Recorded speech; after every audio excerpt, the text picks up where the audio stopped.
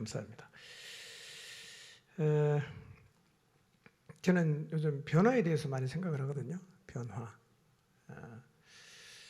뭐 다른 사람보다 이제 나 자신의 변화도 많이 생각을 합니다. 일단 하나님을 만났을 때 가장 뚜렷하게 나타나는 현상은 변화되는 거지 않습니까?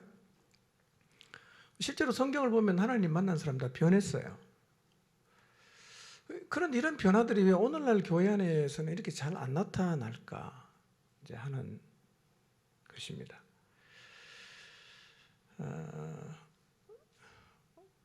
우리 각자가 이제 돌아볼 필요가 있겠죠. 나는 예수님 믿고 진짜 변했는가? 삶의 태도나 세상을 바라보는 관점이나 언어나 이런 게 변했는가? 아니면 똑같은가? 그럼 하나님 만난 사람이 실제로 성경에서는 변했는데 나는 왜 안 변할까? 나는 하나님 분명히 만났지만 안 변한다 이렇게 말하지 마시고, 만약에 내 삶에 정말 그런 변화가 없다면 우리가 다시 이 야곱이 만났던 나의 하나님을 경험하기를 사모해야 합니다. 그리고 진짜 하나님이 가져다 주는 변화를 경험해야 합니다. 우리가 노력하고 막 결심해서 생기는 변화는 오래 안 갑니다. 어느 순간 가면 다 이제 원위치 되죠. 뭐 3일 정도밖에 안 가지 않습니까? 근데 하나님을 만난 변화, 그리고 하나님과 그 변화 이후의 관계 속에 살면 지속적으로 그 변화된 삶을 사는 게 가능해집니다. 여러분, 복음을 전할 수 있는 최고의 방법은 우리의 변화입니다. 우리가 하나도 변하지 않고 복음의 내용을 잘 요약하고 전한다고 사실은 사람들이 복음을 받지 않습니다. 나라는 존재가 싫은데 내가 하는 말이 듣고 싶겠습니까? 나라는 존재가 미워 죽겠는데 내가 복음 전한다고 그 사람이 받아들이겠어요? 우리의 삶이 그들에게 감동을 주고 도전을 주지 않는다면 사실은 뭐 우리가 복음을 전하는 게 틀린 건 아니지만 그게 별로 그 사람에게 와닿지 않게 된다는 것입니다. 그러니까 정말 세상을 변화시키려고 하면 우리가 먼저 변화를 경험해야 한다는 것입니다. 근데 사람을 만나도 사람이 변하는데 그 놀라우신 하나님을 만나고도 어떻게 우리가 안 변할 수 있을까? 그러니까 진짜 내 삶이 하나도 변하지 않았다면 내가 하나님을 진짜 만났는가, 우리가 좀 심각하게 돌아볼 필요가 있다고 생각합니다. 오늘 우리는 야곱의 이야기를 살펴봤잖아요. 여러분, 야곱을 비교해봐서 28장과 29장을 비교해보면 진짜 변하지 않았습니까? 정말 변했어요. 그 변화의 요인이 뭔가? 하나님 만난 그 후에는 없어요. 그냥 돌베개 베고 자다가 그 밤에 꿈에 하나님 만나, 그 외에는 야곱을 변화시킨 요인을 성경에 아무리 봐도 없습니다. 예, 하나님 만났기 때문에 변했거든요. 근데 우리도 하나님 만날 수 있지 않습니까? 예, 꿈에 본 사닥들이 야곱에게만 해당되는 얘기 아니거든요. 우리에게도 다 지금 하늘에 닿아 있는 사닥다리가 다 있습니다. 열고 가면 하나님 다 만날 수가 있습니다. 야곱이 하나님 만나고 뭐가 변했는가? 가장 두드러진 변화가 뭐였어요? 예, 걸음이 가벼워졌다는 거예요. 온갖 무거운 짐 다 짊어지고 너무 힘겹게 그냥 근심에 눌려갖고 그렇게 그냥 터벅터벅 걸어갔는데 하나님을 딱 만나고 나서 그 걸음이 정말 가벼워졌어요. 우리가 진짜 하나님을 만났다면 우리의 삶도 야곱처럼 걸음이 가벼워져야 됩니다. 늘 그냥 상이 다 이렇게 일그러져 있고 그냥 뭐 한숨 푹푹 쉬고 늘 걱정하고 늘 고민하고 늘 죽겠다고 하고, 그건 하나님 만난 사람의 삶의 모습이 아니거든요. 하나님 만나고 나면 적어도 우리의 걸음이 가벼워져야 됩니다. 왜 가벼워집니까? 약속했잖아. 함께 할게. 인도해 준다. 너 지켜줄게. 하나님이 그렇게 약속을 하셨지 않습니까? 그 야곱이 그걸 믿었으니까 뭐 하나님 지켜준다는데 뭐 걱정할 게 있겠어요. 그러니 먼 길을 가지만 뭐 한 번도 안 가본 길이긴 하지만 뭐 주님의 약속을 붙잡고 가니까 걸음이 가벼워졌고, 놀랍게도 하나님의 약속을 지켜서 하나님 그냥 그가 순적하게 도착하게 되지 않았습니까? 그런데 여러분, 야곱의 마음이 그렇게 하루 사이에 가벼워졌는데 가만히 보면 상황은 똑같거든요. 그렇다고 다시 집으로 간 것도 아니잖아요. 어차피 이제 하란으로 갔는데 그 마음에는 평안이 있고 발걸음이 가볍고 그랬단 말이에요. 그러니까 오늘 우리가요, 우리의 삶의 환경이 하나도 변하지 않아도 우리 마음속에 평안을 누릴 수 있고요, 우리가 무거운 걸음이 아니라 가벼운 걸음으로 인생길을 걸을 수가 있다는 것입니다. 뭔만 하면요, 하나님 만나면. 야곱은 상황이 하나도 바뀌지 않았어요. 너무 가볍게 갔어요. 여러분, 혹시 여러분의 삶이 너무 힘들고 마음이 너무 무겁고 늘 그냥 생각하면 염려와 두려움과 걱정이 그냥 여러분을 짓누르고 있다면요, 하나님 만나기를 한번 사모하십시오. 작심하가면 하나님 앞에 나가서 내 주님 만날 때까지 제가 이 자리를 떠나지 않겠습니다. 4시간이고 5시간이고 정말 주님 앞에 한번 앉아 계셔 보십시오. 그리고 그 주님을 만나는 경험을 해보십시오. 물밀듯이 밀려오는 하나님의 평안, 그리고 여러분의 양 어깨를 짓누르고 있는 모든 무거운 짐들이 다 떨어져 나가서, 그래서 걸음이 가벼워지는 경험을 여러분이 틀림없이 하게 될 것입니다. 그렇게 걸어가서 동방사람의 땅에 도착했잖아요.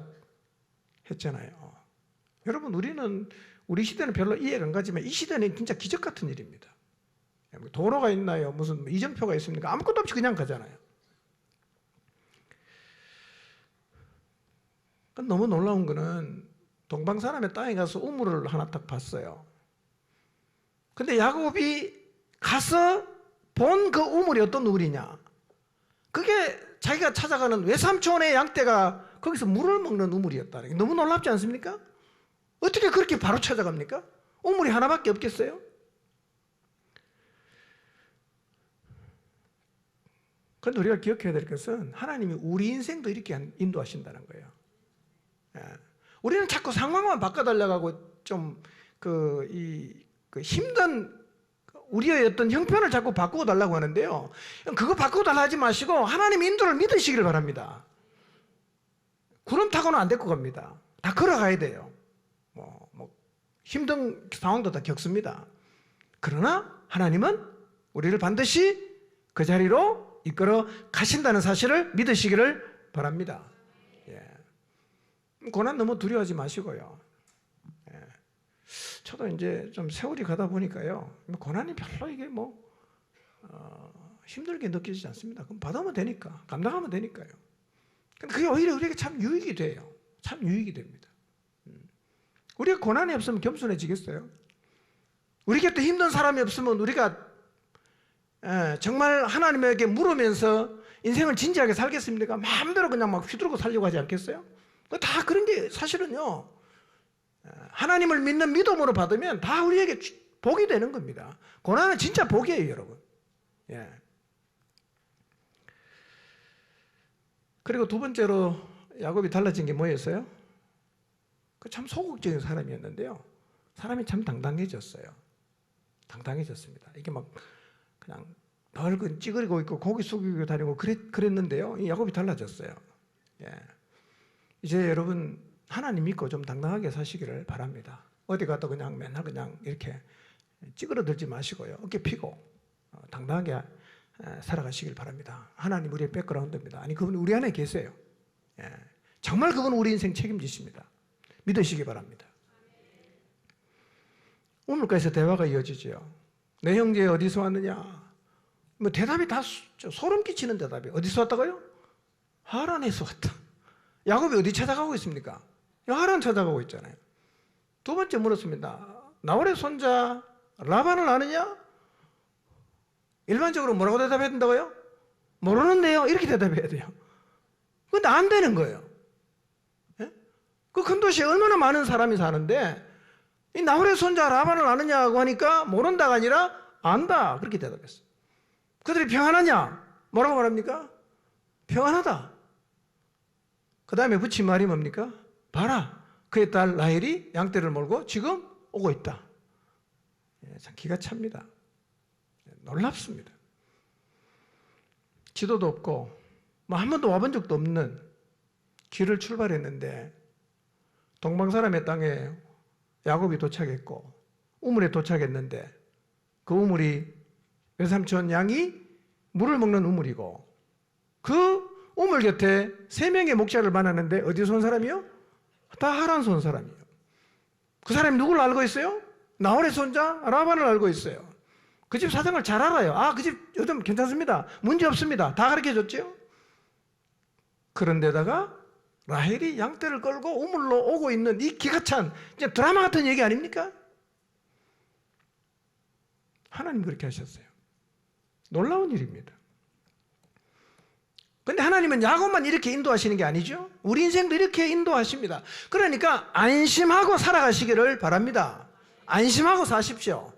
구름에 태워서 가진 않지만 뭐 가다가 그냥 돌베개 베고 잘 수도 있고 불편할 수도 있고 힘들 수는 있습니다. 그러나 하나님은 반드시 우리를 하나님이 약속하신 그 자리로 데리고 간다는 사실을 믿으시기를 바랍니다. 야곱은 우물 아귀에서 돌을 옮기죠. 그리고 라반의 양떼에게 물을 다 먹입니다. 굉장히 야곱이 적극적인 사람으로 변했습니다. 우리 그리스도인들은 이제 관행에 따라 적당히 살지 말고 좀 적극적으로 우리가 살아갔으면 좋겠습니다. 외삼촌 집에 갑니다. 그간의 모든 일을 다 얘기합니다. 한 달을 살았어요. 친구가 친척이 반가운 유효기간이 며칠이라고 그랬죠? 3일입니다. 3일. 근데 야곱이 지금 얼마 동안 머물고 있다고요? 한 달. 그럼 가면 참 반갑다 그랬잖아요. 근데 지금 외삼촌 라반이 가기를 바랍니까? 붙잡으려고 합니까? 붙잡으려고 하잖아. 우리가 사실 이렇게 살아야 돼요. 여러분, 그렇게 약삭 빠르고 계산적인 삼촌이 야곱을 가지 말라고 붙잡을 정도면 야곱이 그 집에서 어떻게 살았는지를 잘 알 수 있어요.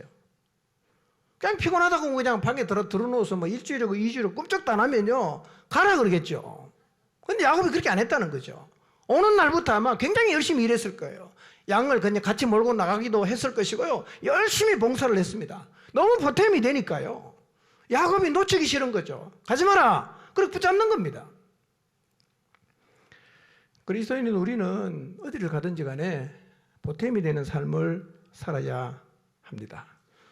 어디 가서 뭘 하든지 간에 늘 놀고 먹고 자기 해야 될 일 감당도 안 하고 다른 사람에게 미루어서 짐이 되는 사람이 되지 않아야 합니다. 짐이 되면요, 어디 가도 환영을 못 받습니다. 여러분 곁에 짐 되는 사람이 있으면 좋아합니까? 싫어하잖아. 누가 놀러와서 한나들이 있어도 그냥 적극적으로 도와주고 이러면요, 그 다음에 또 와도 언제든 환영 아닙니까? 하루 종일 앉아가고 아무것도 안 하고 설거지도 안 하고 그냥 주는 거 다 얻어먹고 그냥 그렇게 개기고 있으면요, 속으로 어떤 생각이 듭니까? 아, 저 빨리 가지 왜 안 가냐 저거. 말은 못하고.